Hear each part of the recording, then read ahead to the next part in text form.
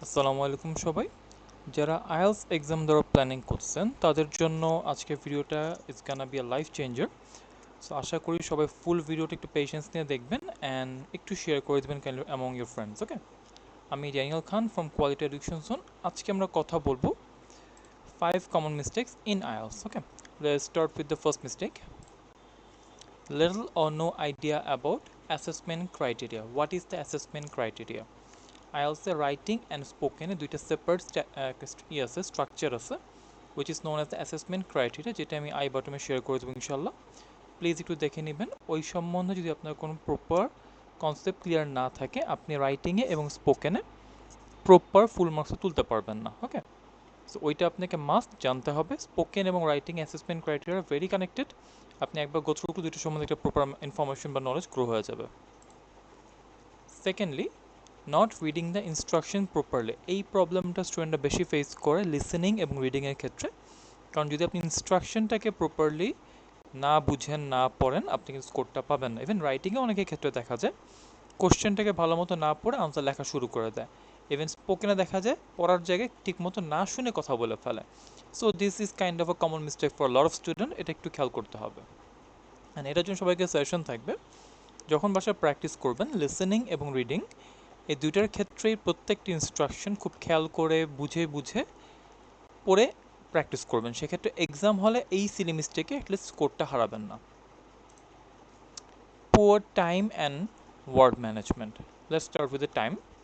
এটা রাইটিং এবং রিডিংয়ে বেশি ঘটে, কারণ বেশিরভাগ স্টুডেন্ট দেখা যায় রাইটিংয়ে মাঝে মাঝে লিখতে লিখতে আনওয়ান্টেডলি বেশি লিখে ফেলে।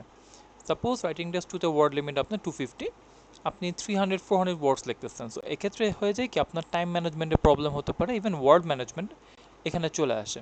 কারণ টিচারের কিন্তু সময় নেই যে আপনার এতগুলো ওয়ার্ডস পড়া। হ্যাঁ, যদি ওয়ার্ড লিমিট দেওয়া থাকে 250, আপনি 300 সামথিং পর্যন্ত লিখতে পারেন।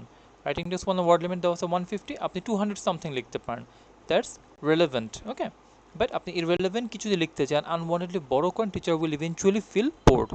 স্কোরটা কমার একটা বড় একটা চান্স থাকে।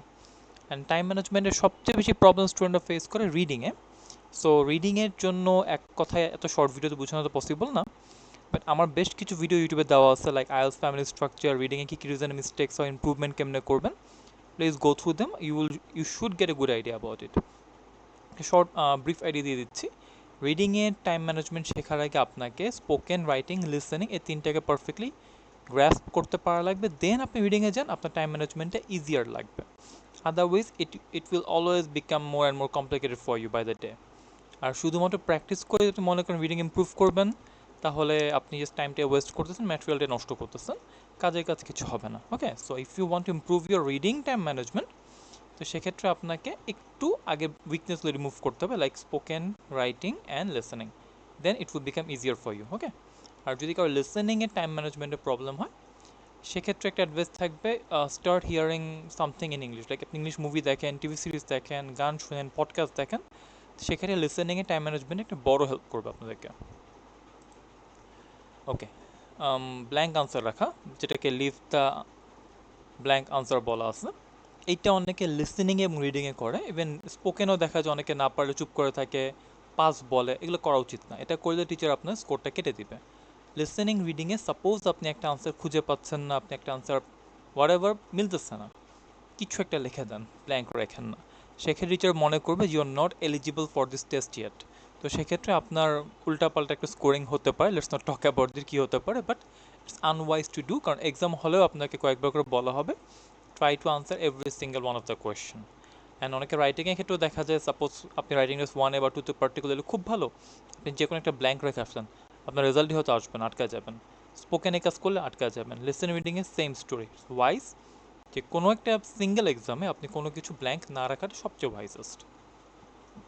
And finally, parroting the question. এখন এখানে প্যারোট দিয়ে আবার কী হচ্ছে? প্যারোট মানে তোতা পাখি, রাইট? সো ইংলিশেও এটা একটা টার্ম আছে, তোতা পাখির মতো কোনো কিছুকে কপি পেস্ট করা। এটা সবচেয়ে বেশি দেখা যায় রাইটিংয়ে অ্যান্ড স্পোকেনে। ওয়ান বাই ওয়ান দুইটি আসতেছি। রাইটিংয়ের ক্ষেত্রে যেটা ঘটে, আমরা ইউটিউব, ফেসবুক বা গুগল থেকে দেখে অনেক সেন্টেন্স একদম কপি পেস্ট মেরে দিই। অনেকে কিছু কিছু এক্স্যাক্ট ওয়ার্ড, লাইক প্ল্যাথোরা, এটা আমার পার্টিকুলারলি সবচেয়ে ডিসলাইক একটা ওয়ার্ড, সবাই গণহারে ইউজ করে। কারণ কি, এটা খুব হাইপ একটা ওয়ার্ড। আপনি একবার ইউজ করেন বাট বারবার ইউজ করলে স্কোরটা ফলো করবে। আচ্ছা, স্পোকেনে আপনি যখন টিচার একটা কোশ্চেন করছে, আপনি কোশ্চেনটাকে প্যারোট করতেছেন, কোশ্চেনের ওয়ার্ডগুলোকে এক্স্যাক্টলি প্যারোট করতেছেন, এতে কিন্তু আপনার স্কোরটা ফল করবে।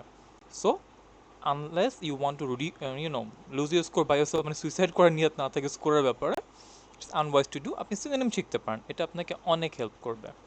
সো এই টাইপের ভিডিও আমার ইউটিউবে আরও বেশ কিছু দেওয়া আছে, ফেসবুক পেজেও দেওয়া আছে। এই ভিডিও যারা দেখলেন তাদেরকে অনেক থ্যাংক ইউ। আর যদি কোনো কোয়েশ্চেন থাকে please give me a call, my number is in here.